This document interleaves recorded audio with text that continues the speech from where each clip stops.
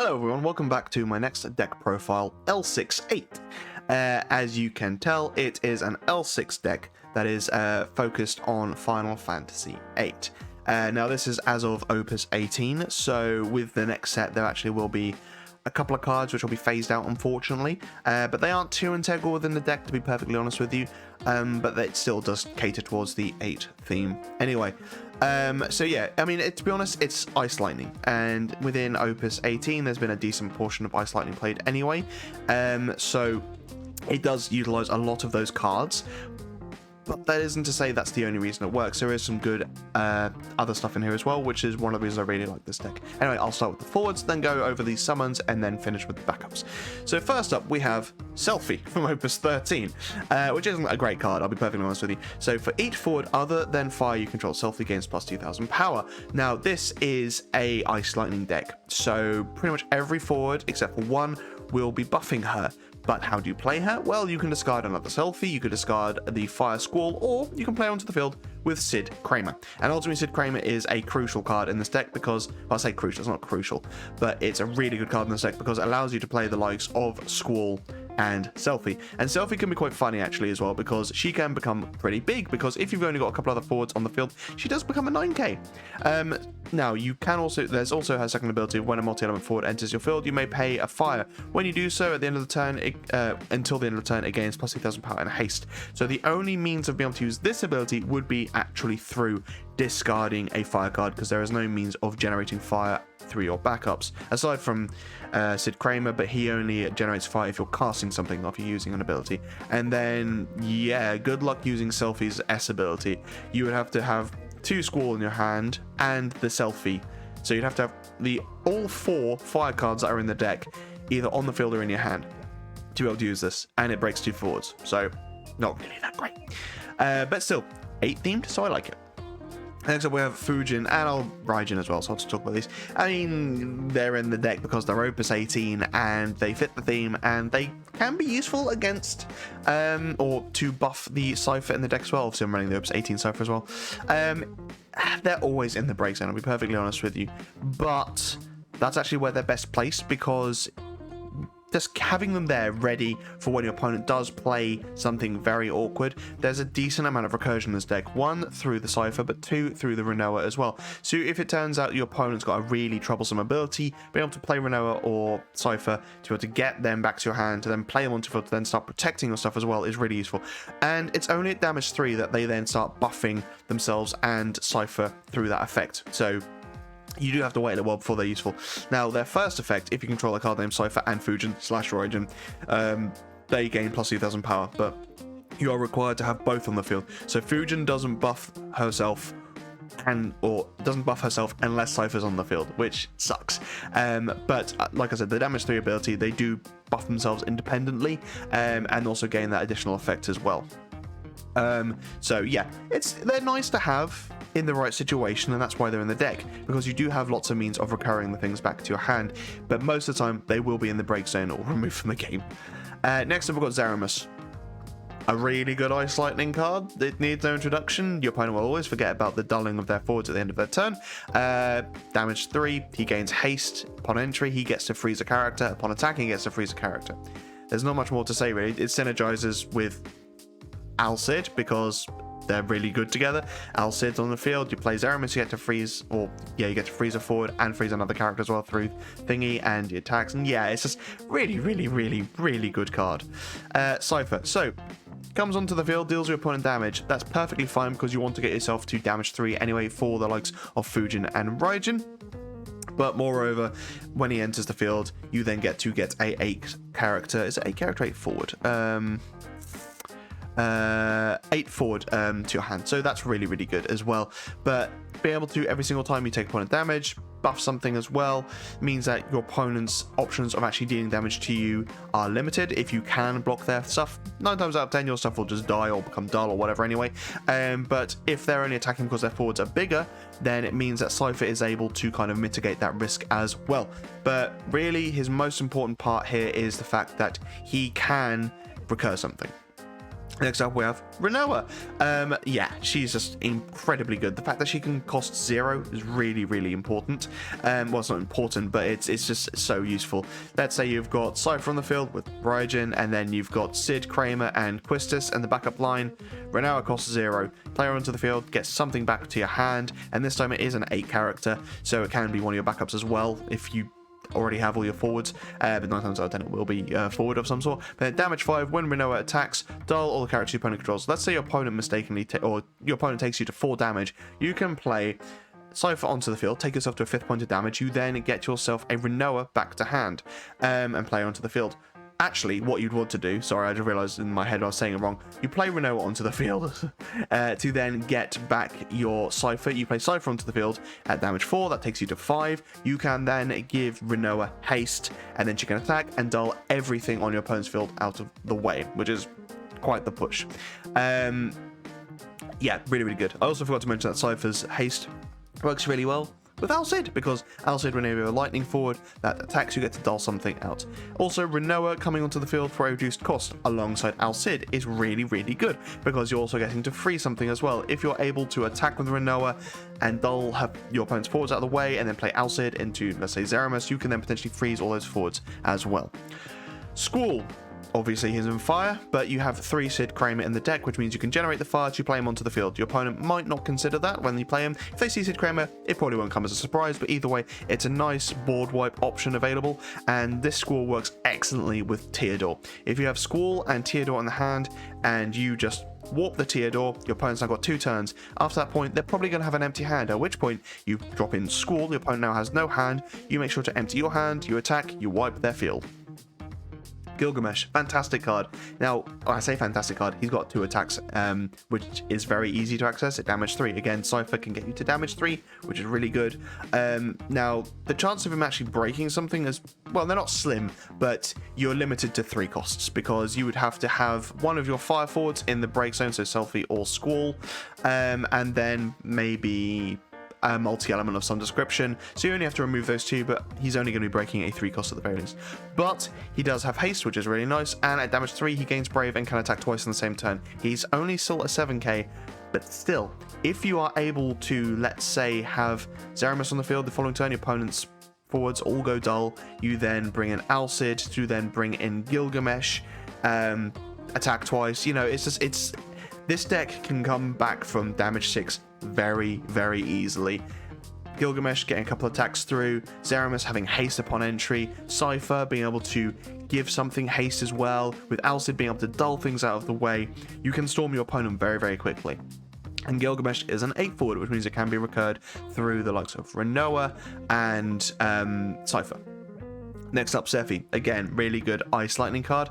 Back attack, break something. When it attacks, your opponent discards a card or choose a forward cost 2 or less, break it. So good with dealing with those Wonder Twins. Obviously, if your opponent's got Porum, then they're going to be choosing Sephiroth, losing his effect.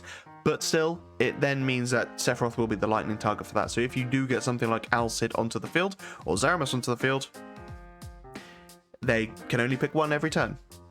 Yeah, but ultimately, Sephi, really, really useful card. August. Now, this is a bit of a weird one, but I actually quite like it. Because of the fact you've got the Squall in the deck, it means that you can potentially wipe your opponent's board. If you get rid of 3 of their forwards, August then becomes free, which is really nice. But you also have Ixion in this deck as well. So let's say your opponent has a 2 cost, and you've got a couple of 2 costs on the field, you cast Ixion, you break everything. Now, August checks just the amount of forwards up into the break zone. Not on your opponent's field, not on your field, both. So if you cast Ixion and you're having to kill stuff, at least you can play August onto the field for free, and, you know, he can attack twice on the same turn. That, alongside Gilgamesh, is actually quite threatening. He's a 10k, so he's also quite hard to get rid of. He attacks, he activates. You might not attack a second time just because having a 10k blocker is pretty good. And next up we have Teodor. Warp 2. For 2 ice, that's really, really nice. He makes your opponent discard 3 cards if he enters through warp, and ultimately, if your opponent has 2 cards less in hand, he gains plus 2k, haste, and first strike. So again, a nice way, even if you're paying for that full cost out of your hand to play him onto the field, your opponent discards 2.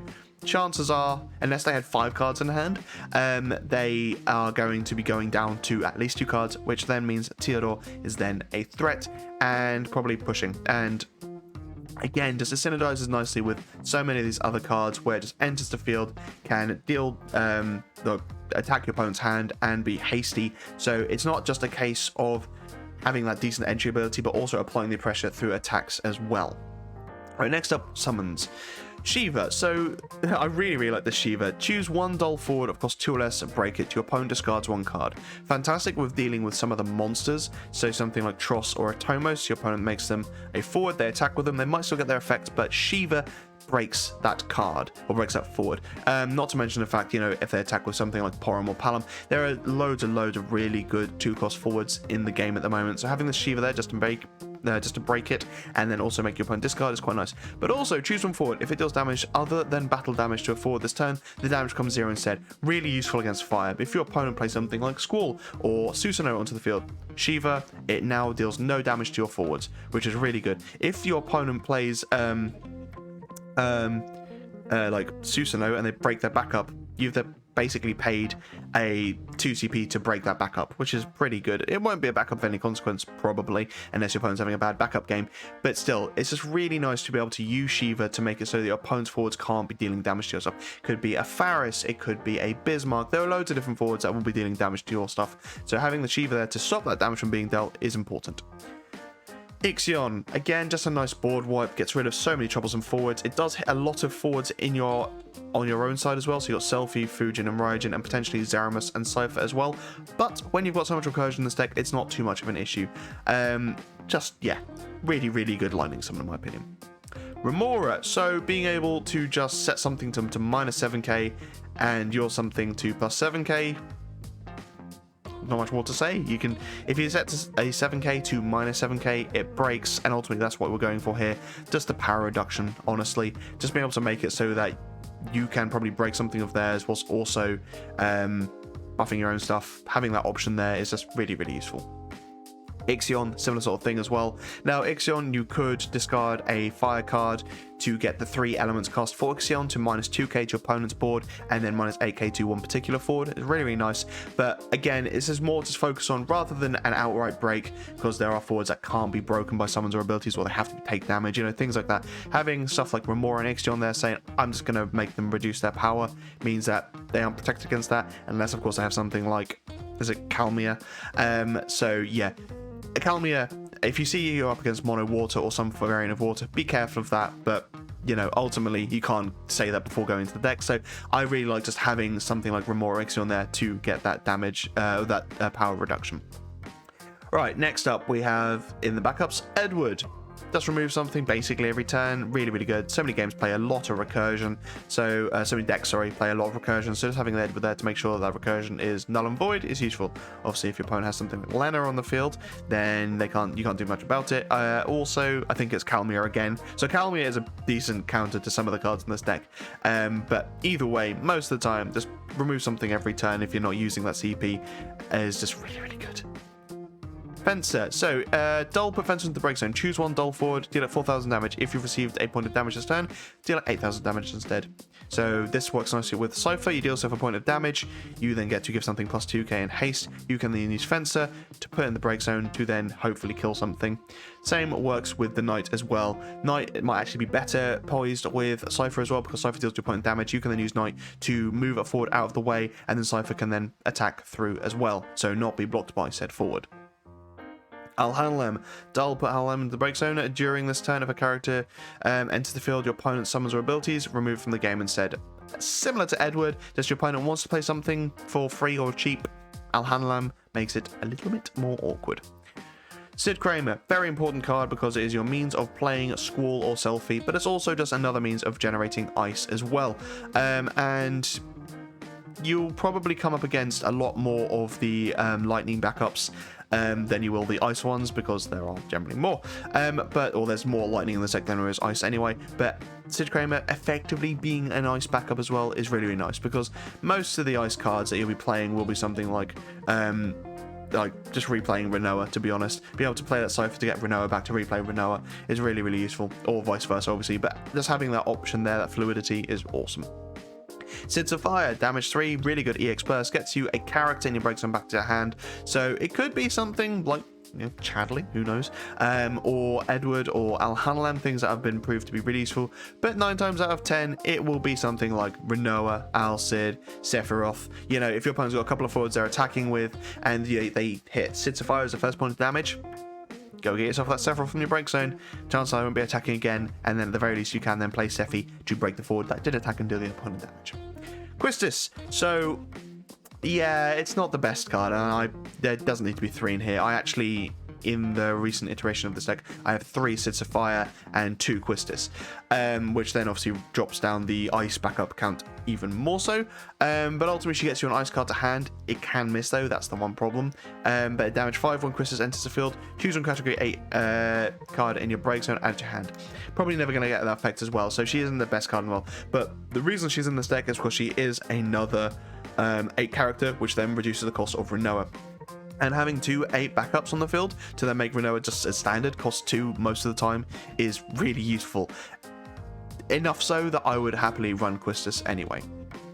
Aphmau, a really good card because there's a decent portion of 2 costs in the deck anyway, so being able to get yourself a Selphie, a Fujin, a Raijin, or most of your backups, I think is personally worth it. There are other better cards you could run, but Aphmau also be able to play something like Fujin or Raijin or Selphie onto the field using her break effect is quite funny. Now you can only use the ability by your turn, but let's say you're attacking with a Cypher, for example, and your opponent blocks, and then they cast a summon or an ability on your Cypher. You can crack Aphmau to bring in either Fujin or Raijin on the fly to then make it so it can't be targeted by summons or abilities, which is a fun little tech.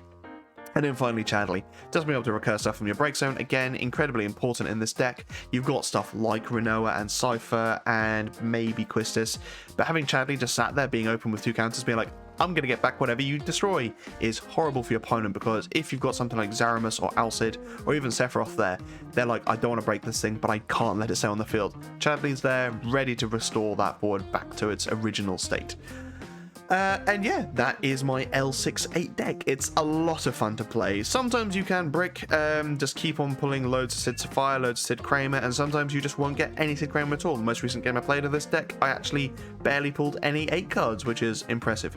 You could switch out some of the cards in this deck as well, like I did originally draft this deck with the new Opus XVIII Light Squall, but I thought actually having this Squall just as a little bit of tech fire is a lot of fun, and it works so nicely with Theodore. Your opponent just ditches their hand, they think nothing more of it, Squall comes in, uh-oh, they don't have a board anymore. You've now removed their entire hand, and you've removed their entire forward field as well. And Squall would attack twice, Theodore can attack once, that's 3 attacks out of nowhere.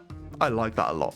But let me know how you would change this deck. What sort of things would you put in here as well? Fujin and Raijin probably can be taken out and put in with better forwards. Same for Selphie as well, but Selphie is another means of playing, be able to play something like Squall if you actually don't have the fire cards, or you don't have you don't have the Sid Kramer on the field and you need the fire cards on hand. So it's kind of, I actually think it might be kind of worth having that on the field. But Fujin and Raijin are some of the weakest, probably worth just topping up Zaramus and Alcid 3 ofs as well. August is a lot of fun. It seems like a weird card to include, but to be honest, even paying the full cost for it for a forward that's 10k and can attack twice, again, has posed a lot of issues for my opponent. Maybe having something like Ravana in here could be quite fun, because having Ravana constantly attacking, again, similar to August, but it's another alternative that's also got a nice protective ability as well. And it works nicely with Alcid, because if you're able to attack with something, you dull out one forward, then your opponent has to block, you can then attack again, dull another thing out of the way. It's a good way to be able to just shift things out of the way if your opponent is near death. But yeah, what would you change? What would you put in? What would you take out? Let me know in the comments below. Anyway, thank you so much for watching, guys. Stay safe, be lucky, and I'll see you in the next video.